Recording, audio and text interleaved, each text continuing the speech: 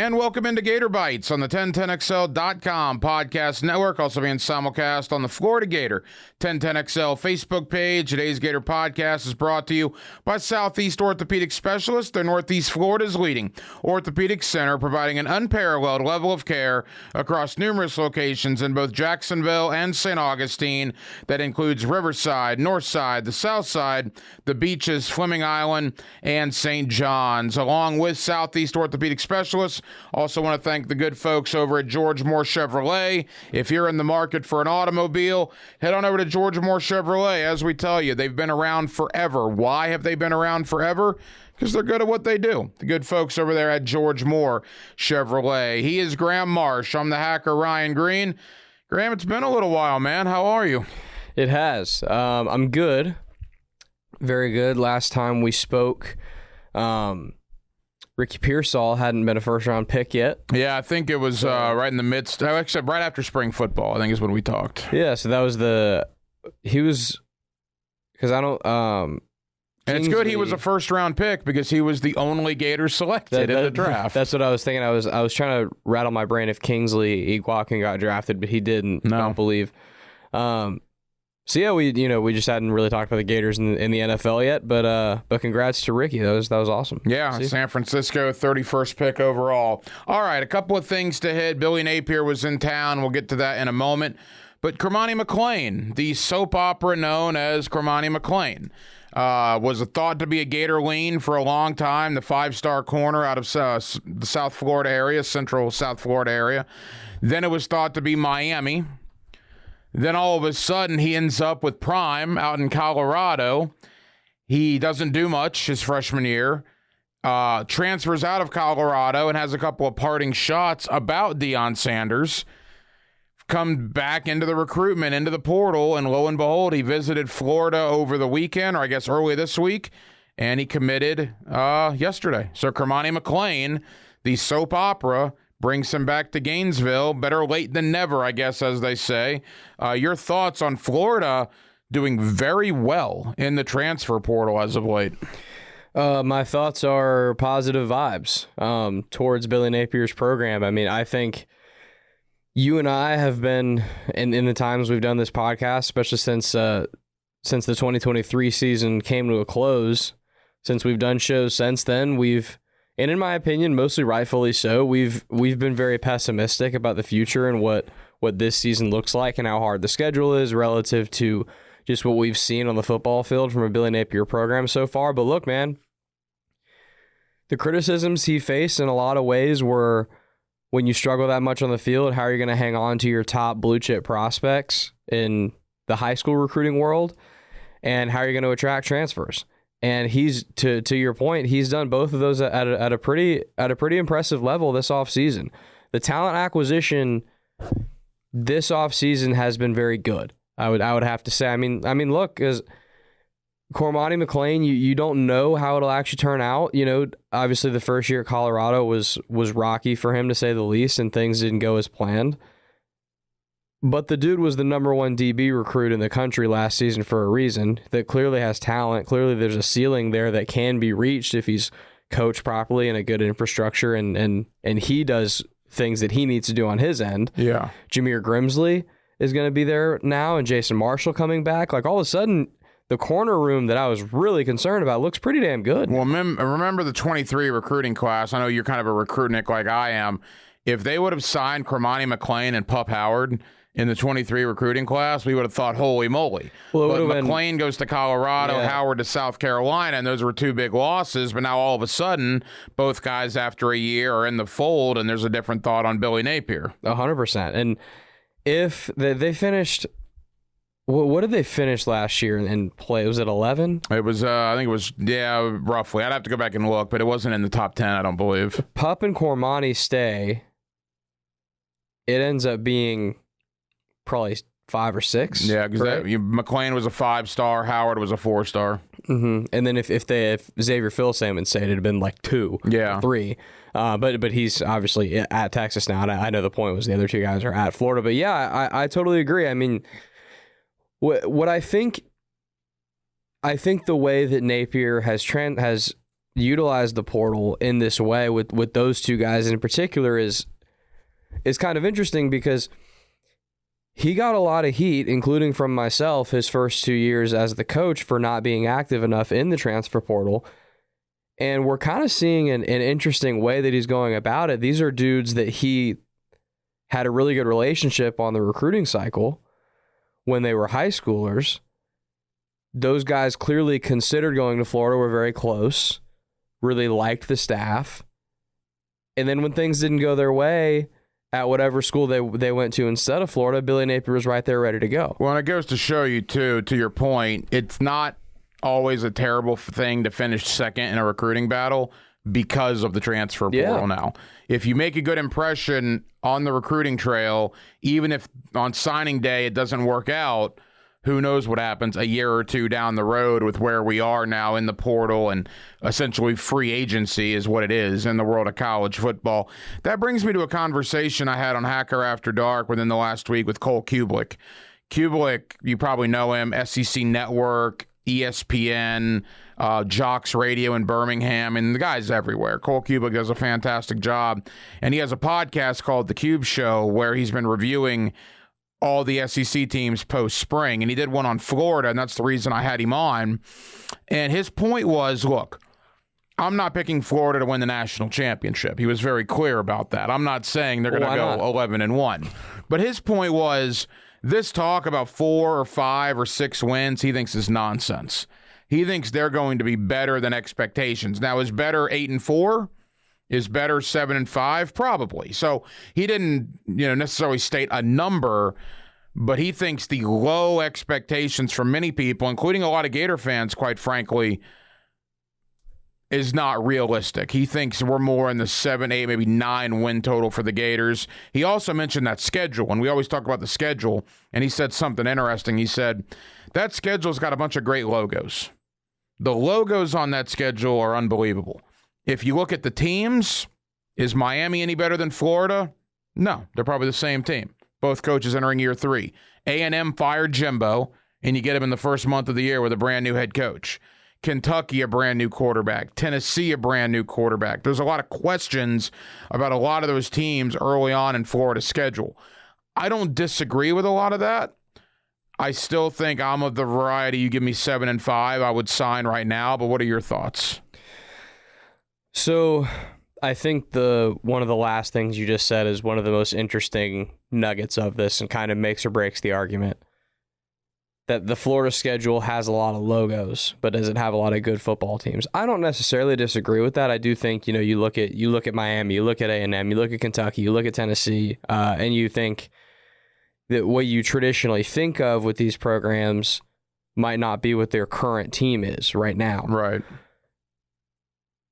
That said, me mentioned Mississippi State too. Not to cut you off. State, new head coach there as well. Mississippi State, which Florida has to go to Mississippi State. That said, and lump them in there. Those 5. We'll say those 5. Okay, Kentucky, Mississippi State, Tennessee, Miami, Texas A&M. These are all non-cupcake games that will be played. And UCF, I think we can lump into this too. These are all non-cupcake games that will be played before the cocktail party. Okay? Because the cocktail party is when it turns into murderer's row. Yes. So before this, there's 6 games plus a cupcake. Okay. I would say all 6 games are, as it currently stands, coin flip games. Yeah, they're all winnable. You could lose all of them. I could totally agree. I like the coin flip analogy. But I've talked to Gator fans, alumni, season ticket holders. They're telling me, man, 4-8, 5-7, it's going to be awful. I would pump the brakes on that. Again, 7-5 to me is where I would go right now. But Miami, everybody talking about Cam Ward. All right, well, remember, you got to come to Gainesville. A&M's got to come to Gainesville. That used to mean something. Hopefully it will in 2024. It means something now. Right, too. the fact that It 100% means something. 3:30 for that Miami game. College football's trying to have some heat strokes in the swamp. I know. 3:30 on August the 31st for Miami and Florida. I can't understand for the life of me why that's not. Well, they chose Notre Dame.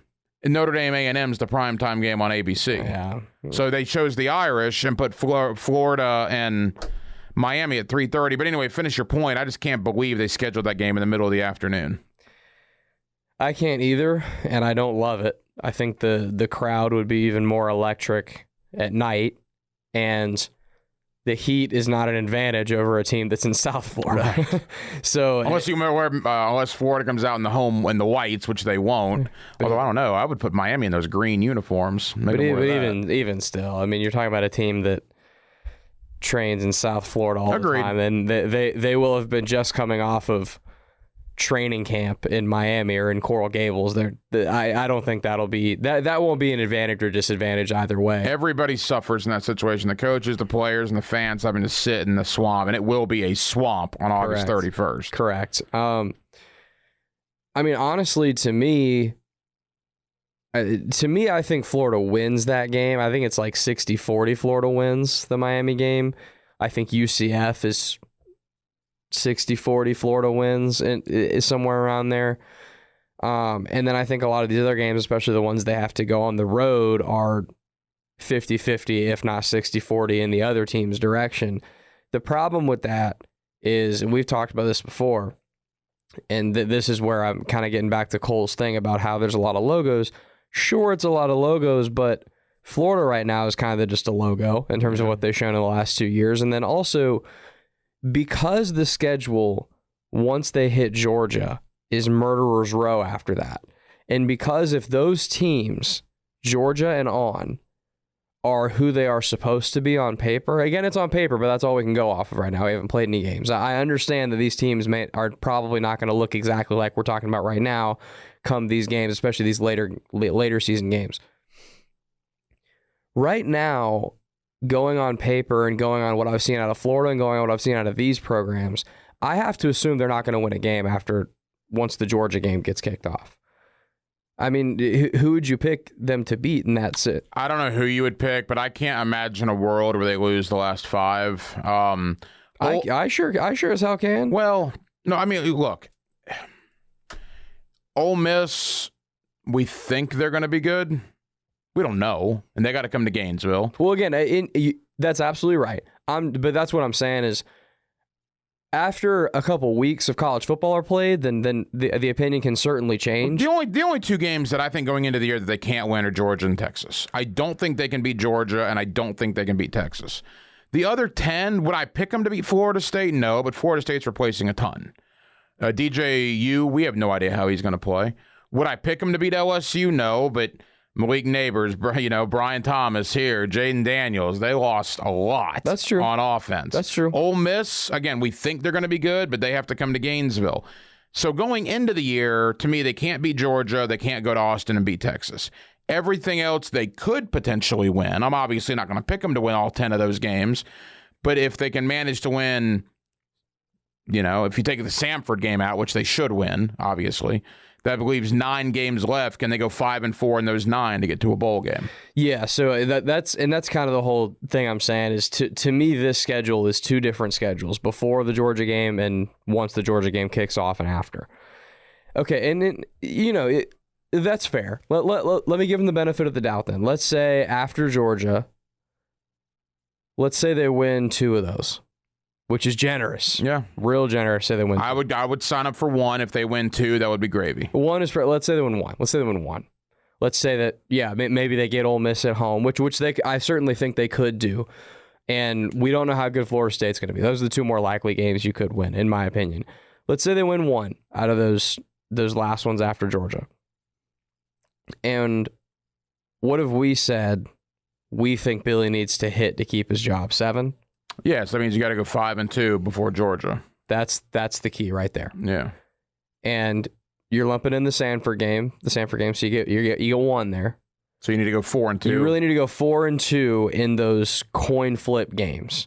That, in my opinion, that is what makes or breaks this season. And 4 of those are at home. Correct. UCF's at home, Kentucky's at home, A&M's at home, and Miami's at home. Correct. And that, again, gets back to Cole's point about how it's a lot of logos. Yeah, sure, but Florida has to win those games. Yeah. And I think unlike years past, I hate to use the word realistic when it comes to Gator fans because usually they are far from realistic. I do get the sense this year they are realistic. They know the roster. They know the team. They know the schedule. I get the sense 7-5, or dare I say 8-4, would be looked at as a success, whereas in many, many, many years past, it would have been looked at very opposite. I agree. Particularly if they went 8-4, and you would, any Gator fan that'd be upset about 8-4 doesn't know a lot. They're not a smart fan. It would be nonsense to be upset. I think it would be nonsense to be upset about 7-5. I would tend to agree. I think where it gets hairy is anything worse than 7. 6 or less. I mean, obviously, if they went 4 or whatever, Billy's not going to be around. We know this, right? That's a fair thing. I think Billy would tell you that. Yeah. But at 5 or 6 is where it gets hairy. With how hard the schedule is, what if they lose? What if they are in a couple of games against really good opponents and barely lose, like that type of thing? That's where there's some gray area on the conversation of if you should stick out this Billy Napier thing. And to me, I don't disagree with you that it does seem like the realism is here more than it normally is. However, you and I both know it's a hell of a lot easier to be realistic in May than it is in October. Yeah, May, June, July, the months of hope. Reality strikes in August and September. Well, and it's not just the months of hope, but it's the months of being able to be realistic with yourself, right? Like right now, a lot of Gator fans, it's easy to look at the schedule and say, yeah, it's a hard schedule, man. Like I'd kind of understand if they only won 6 or 7 games or whatever. Right, but on August the 31st, when you have a costly holding penalty in the fourth quarter and Correct. Miami converts the third down and they win the game, then Twitter, it'll be a boy, I get it. Correct. Yeah. And then the same thing happens, and I look, hand up, I've been guilty of this before myself with like the Georgia game. Not a single Gator fan thinks they're going to win that game right now. But after the game, if Georgia wins by 21, every Gator fan's going to be really upset and emotional about it versus you're not emotional about it right now. And I think you understand what I'm saying here. And to that point, let's get to Billy Napier as we wrap up here. Again, today's Gator Bytes podcast is brought to you by Southeast Orthopedic Specialists. For the highest quality care, you can rely on Southeast Orthopedic Specialists for any orthopedic injury or concern. You can log on to their website by going to se-ortho.com, and you can listen for Southeast Orthopedic Specialist, the good Dr. Kevin Murphy, on Thursday mornings in the 7 o'clock hour with Jeff and Dan right here on 1010XL for his weekly analysis of injuries in the world of sports. Also, Graham, the good folks at George Moore Chevrolet. Yes, sir. Go buy a car. In the wise words of Denny Thompson, go to George Moore, buy a car. That's right. They do a great job. They have a great service department. Go buy a car. They've been around for forever for a reason. Yeah, or go buy a car or go get your car serviced. Yeah. They do it all. And the George Moore guys are awesome. They're great people. You'll be very excited with. Hack already said you'll be very excited with your service you get from them. Full service operation, George Moore Chevrolet. I think Gator fans like Billy Napier. I don't think they liked Jim McClain. In fact, I know they didn't like Jim McClain. Just as a dude? Just as a guy. Yeah, okay. just stay with me here. I think Florida fans like Billy, at least the ones I know. And the ones that I know are very passionate and did not like certain coaches in the past, primarily McClain and Mullen. I don't think many of them liked Mullen towards the end, certainly, and even at the beginning. McClain was never a fit. I lump Billy in the same token as I lump Muschamp. I think Gator fans liked Muschamp, which is why I think Muschamp probably got 4 years. And I'm of the opinion maybe he got fired too soon anyway, but we can have that conversation later. Does that matter? The Gator fans, I think, genuinely like Billy Napier, and maybe they'll be a little more patient with him. And do you agree that Gator fans like Billy? That's interesting because I've never really thought about it that way, but I think I do agree. I think... And don't get Billy's got flaws. Yeah. Right? Sending 2 guys out on the field with the same jersey. I mean, the special teams gaps. There are flaws there. But I just get the sense that he's a likable guy and that most of Gator Nation just likes the guy. Would like to go have a beer with him and talk ball. He's not making more enemies outside of things that are happening on the field. Right, like McClain did. And Mullen did. For did. sure. Yes. So that I agree. I agree with you. And I think that he could extend his life in that sense in terms of he's not going to do anything to justify them firing him when they were trying to anyways, which is exactly what happened with Jim McClain. Mm-hmm. Jim McClain probably would have survived at least till the end of the 2017 season. Probably not after that because it was a pretty bad season. Had he not said the whole death threats thing. What a terrible hire. Yeah, I know. I mean, and the guy won 2 SEC Easts. But what a awful hire Jim McElwain was. Is that the worst? In my lifetime. Yeah, I was gonna say in our lifetime. Probably not historically. I mean, I go back to I'm 40, so my lifetime spans to 83. But I can remember when Spurrier got hired, and since Spurrier, McElwain's by far the worst hire. Yeah. And I think you're not wrong with the whole enemies thing, and I think that really matters with like boosters and stuff, because if these boosters like Billy as a guy, to your point, and that's probably going to cause them to drink the Kool-Aid a little bit more of what he's selling. And again, everyone knows, and if you're watching this and thinking, well, it doesn't matter, it comes down to wins and losses, of course it does. Sure. Our whole point is, and I think what you're saying here is kind of like what I was saying a minute ago, we think 7 wins and above, Billy's here no matter what. 5 or 6 wins is where things are hairy. Yeah, that's if he goes 6-6 and he's liked by the fan base, that's a lot different than being 6-6 and being disliked by the fan base. I had never thought about it that way. That's a really good point. I think you're right. I think just kind of the good old boy vibe he gives, like always says the right thing. He's not an exciting press conference. No, but he didn't say anything bad. Mullen really said some controversial things toward the end of his tenure. I mean, it comes to, this is probably a bad analogy, but it's one I'm going to use. I would like to go have a beer with Billy Napier. Yeah. I did not have any desire to go have a beer with Jim McElwain, and I really didn't have much of a desire to go have a beer with Dan Mullen. But I think going to grab a beer and a burger would be a fun conversation with Billy Napier, because I like the guy, and I think a lot of Gator fans would agree with that. And he's a good dude, and you get the sense that, one thing I think that really rubbed a lot of people the wrong way with Mullen toward the end when he started struggling was every time they lost in a fashion that they shouldn't have lost, didn't it always feel like he had someone else to blame except himself? Accountability seemed real low toward the end with Mullen, and Napier have never gotten that sense. That's on us. We'll get it fixed, and that gets old too. It does, but at least the guy's owning up to. At least the guy's sitting there saying, "Look, I get it. There are things that I should have done better." So yeah, I never thought about it that way, but I think you're right. I think, especially if they win 6, I think it keeps them on the right side of the fence.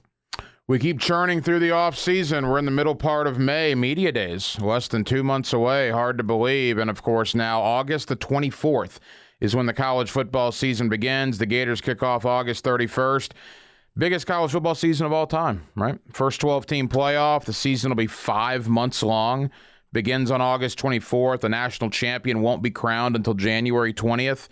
And unless you're Notre Dame, I believe they're the only exception, every other team is going to have to play 16 games, more than likely, or 17, to win a national championship. It is a different era of college football. And as we wrap up, Graham, I find myself, as we're getting closer to it, man, what a different world we live in coming into this college football season. You know what I'm excited about more than anything? Dylan Denmark and I have talked about this on our pod before. It's been a while, but man, you talk about the matchups we're going to get to watch all season. Yeah. Not only is it a lot of games, but it's great games. It's not just quantity, it's quality too.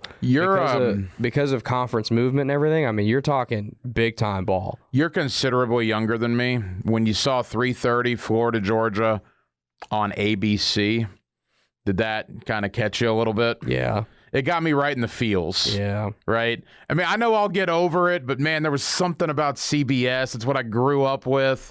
And I'll give ABC a chance. I'm all in. Yeah. But I see ABC, Florida, Georgia. I was like, holy moly, that'll take some getting used to. Yeah. Because I am younger than you, but I mean, look, man, I've grown up my whole life watching ball on the Gators playing on CBS, especially when they play Georgia. Whether it was Vern or Brad Nessler, Gary Danielson on the call. Yes, man. They had I listened to Pardon My Take, a podcast from Barstool, and they had Vern on a couple days ago, and that hit me in the feels, man. Just like him retiring and just kind of knowing I'm not going to hear his voice again on a game, like Dude, you talk about a big game voice, man. It's a different world now. It's where we are. NIL, transfer portal, and all the conference realignment with the 12-team playoff. He is Graham Marsh. I'm the hacker Ryan Green. Thank you to Southeast Orthopedic Specialist and George Moore Chevrolet for bringing you this edition of Gator Bytes. We'll be back soon. 1010XL.com and the Florida Gator 1010XL Facebook page.